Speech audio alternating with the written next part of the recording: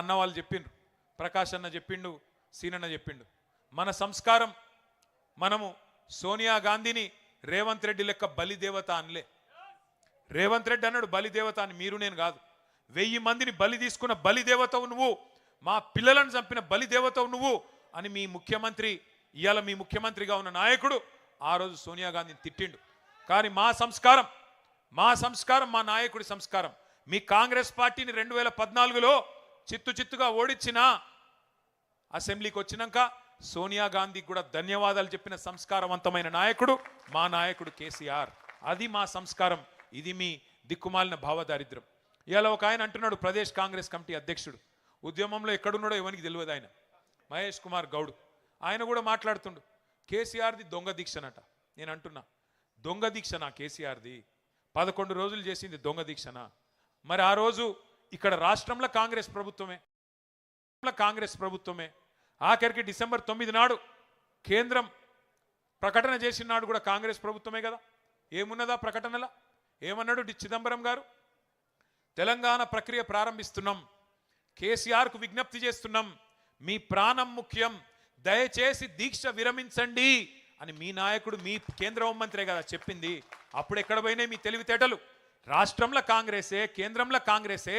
మరి దీక్ష దొంగ దీక్ష అయితే ఎందుకు విజ్ఞప్తి చేసిండ్రు కేసీఆర్ గారు దీక్ష విరమించాలని? ఇవాళ మాట్లాడడానికి సిగ్గుందా అని నేను అడుగుతా ఉన్నా. దీక్షను దొంగ దీక్ష అని అవమానం చేయడానికి మీకేమైనా ఇంగితం ఉందా, సంస్కారం ఉందా? నీ పార్టీకి కానీ నీకు కానీ తిట్టాలంటే ఇప్పుడే మా సీనన్న చెప్పిండు, మేము నోరు తెరిస్తే మీరు మరి చెవులు మూసుకోవాల్సి వస్తుంది, రక్తం కారుతుంది చెవులకి వెళ్ళి. కానీ మేము మీలాగా సంస్కారహీనులం కాదు. తప్పకుండా ప్రజల తరపునే ఉంటాం, కొట్లాడుతూనే ఉంటాం.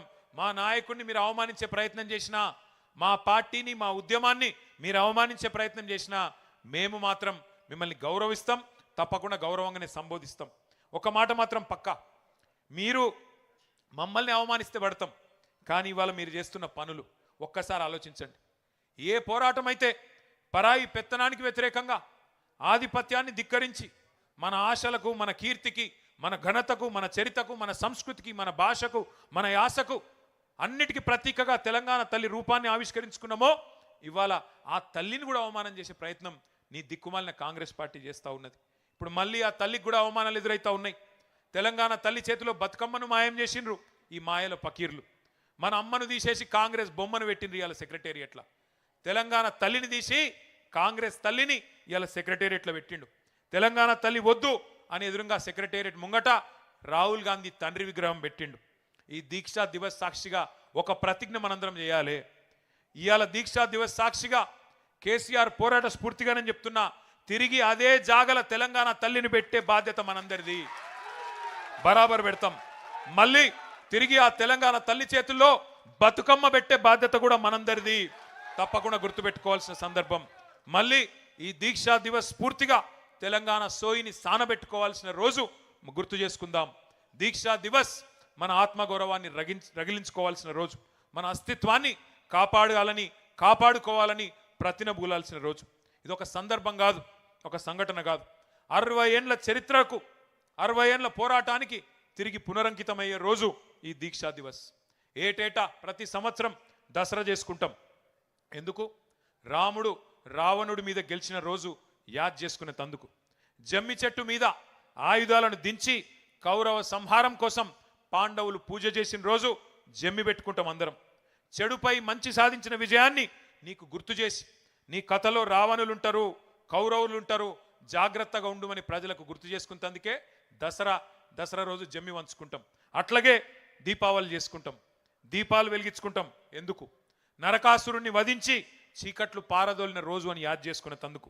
చీకట్లు ఎప్పుడన్నా రావచ్చు, కానీ దీపాలు వెలిగించుడు నేర్చుకో అని పిల్లలకు చెప్పేతందుకే దీపావళి. ఈ దీక్షా దివస్ కూడా అందుకే. మన స్ఫూర్తిని, సంకల్పాన్ని పదును పెట్టుకునే తందుకు, అమరుల త్యాగాలు యాద్ చేసుకునే తందుకు, తెలంగాణ కథను యాద్ చేసుకునే తందుకు, ఆ కథానాయకుడు కేసీఆర్ను గుర్తు చేసుకునే తందుకే దీక్షా దివస్. తెంచుకున్న సంఖ్యలు, తెచ్చుకున్న స్వరాష్ట్రం విలువెంతో గుర్తు చేసుకోవడానికే దీక్షా దివస్. ఇంకొక మాట, మొదటి నుంచి జయశంకర్ గారి మాటలో చెప్పాలి అంటే, 3 తరాలను ముంచిన పార్టీ కాంగ్రెస్. రాచి రంపాన పెట్టి తెలంగాణ రక్తాన్ని కళ్ళ చూసిన పార్టీ కాంగ్రెస్. ఇచ్చిన మాట తప్పి 1000 మందికి పైగా తెలంగాణ బిడ్డల చావులకు కారణమయ్యింది కాంగ్రెస్. ఒక యాదయ్య, ఒక శ్రీకాంతచారి, ఒక పోలీస్ కిష్టయ్య, ఒక సువర్ణ, ఒక ఇషాన్ రెడ్డి, ఒక వేణుగోపాల్ రెడ్డి, ఎందరెందరో ప్రాణాలను బలి తీసుకున్నది కాంగ్రెస్. పాపం లేలేత పిల్లల ఉసురు తీసుకున్నది కాంగ్రెస్.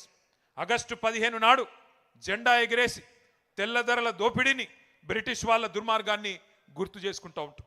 అట్లాగే దీక్షా దివస్ నవంబర్ 29 నాడు, డిసెంబర్ 9 విజయ దివస్, దీక్ష ఫలవంతమై విజయాన్ని సాధించిన విజయ దివస్ నాడు, జూన్ 2 తెలంగాణ ఆవిర్భావ దినోత్సవం నాడు ఎట్లా ఈ కాంగ్రెస్ ముష్కరులు 60 ఏండ్లు మనను చావగొట్టినరో, 60 ఏండ్లు మన పిల్లలను చంపినరో తప్పకుండా గుర్తు చేసుకోవాలి.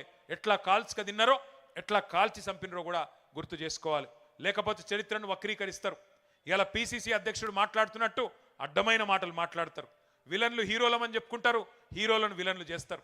ఇది ఎందుకు చెప్తున్నా అంటే, ఒక ఆఫ్రికన్ సామెత ఉన్నది. ఒక సింహం తన కథ తాను చెప్పుకోకపోతే, ఒక సింహం తన కథ తాను చెప్పుకోకపోతే వేటగాడు చెప్పే పిట్ట కథలే నిజమని ప్రజలు అనుకుంటారు అని చెప్తారు. అందుకే తన సింహం తన కథ తాను చెప్పుకోవాలంటే మరి మన నాయకుడు కేసీఆర్ గురించి, త్యాగాలు చేసిన పిల్లల గురించి మనమే చెప్పుకోవాలి. ఇవాళ కాళేశ్వరం మీద జరుగుతున్న దాడి మీకు అర్థం కావాలి అంటే కన్నీళ్లు తప్ప నీళ్లు లేని నిన్నటి నీటి గోస కూడా మన పిల్లలకు తెలవాలి. జల సాధన యాత్రలు చేసిన గతాన్ని గుర్తు చేసుకోవాలి.